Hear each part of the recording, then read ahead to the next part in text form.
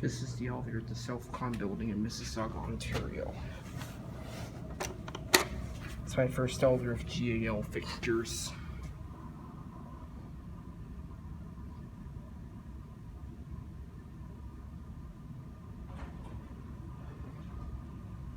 I think it's coming up now.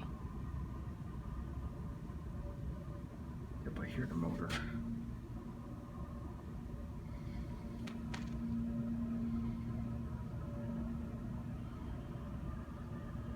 Here it is.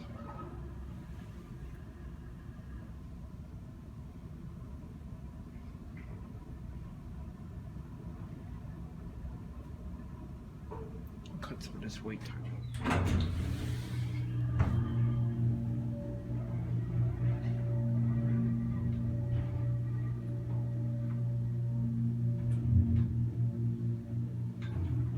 Here are 3, 1.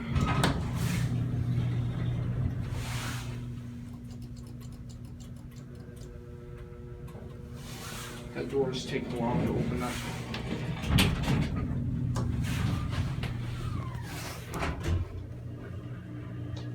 This elevator is nothing too exciting. I just wish I had the original fixtures, but